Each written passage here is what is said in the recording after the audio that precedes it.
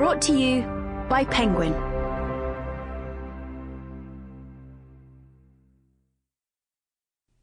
The Sinner by Tess Gerritsen.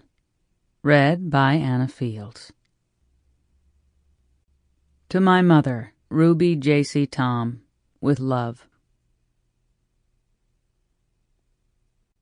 Prologue.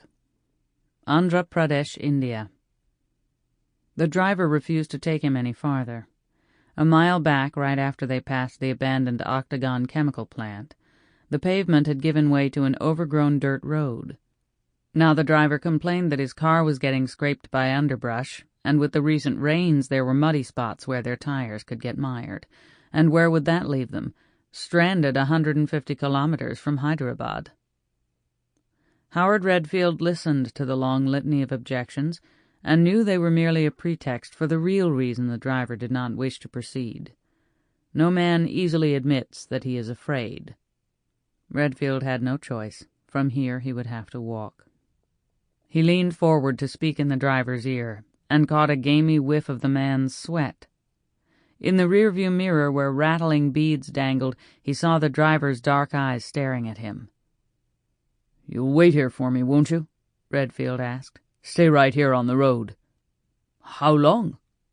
"An hour, maybe, as long as it takes." "I tell you, there is nothing to see. No one is there anymore." "Just wait here, okay? Wait. I'll pay you double when we get back to the city."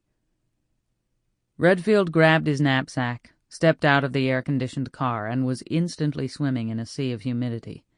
He hadn't worn a knapsack since he was a college kid, wandering through Europe on a shoestring, and it felt a little would-be, at age 51, to be slinging one over his flabby shoulders. But he was damned if he went anywhere in this steam-house of a country without his bottle of purified drinking water, and his insect repellent, and his sunscreen and diarrhea medicine. And his camera. He could not leave behind the camera. He stood sweating in the late afternoon heat, looked up at the sky and thought, "Great, the sun is going down and all the mosquitoes come out at dusk. Here comes dinner, you little buggers." He set off down the road. Tall grass obscured the path, and he stumbled into a rut, his walking shoes sinking ankle-deep in mud. Clearly no vehicle had come this way in months, and Mother Nature had quickly moved in to reclaim her territory. He paused, panting and swatting at insects. Glancing back, he saw that the car was no longer in sight, and that made him uneasy. Could he trust the driver to wait for him? The man had been reluctant to bring him this far, and had grown more and more nervous as they'd bounced along the increasingly rough road. Bad people were out here, the driver had said, and terrible things happened in this area. They could both disappear, and who would bother to come looking for them? Redfield pressed onward. The humid air seemed to close in around him.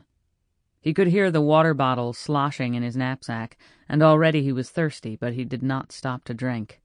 With only an hour or so left of daylight, he had to keep moving. Insects hummed in the grass, and he heard what he thought must be birds calling in the canopy of trees all around him, but it was unlike any bird-song he'd ever heard before.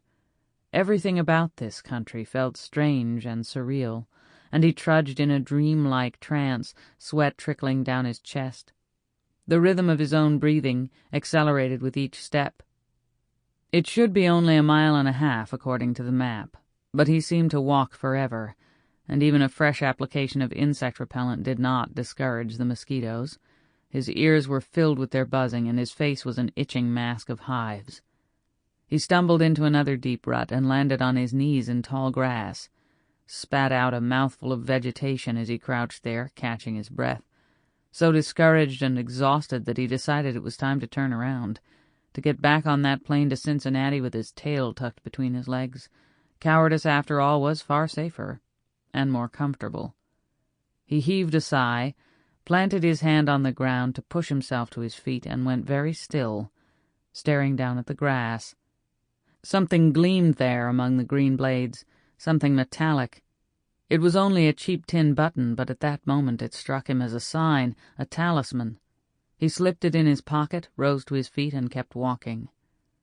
Only a few hundred feet farther, the road suddenly opened up into a large clearing encircled by tall trees. A lone structure stood at the... Sample complete. Ready to continue?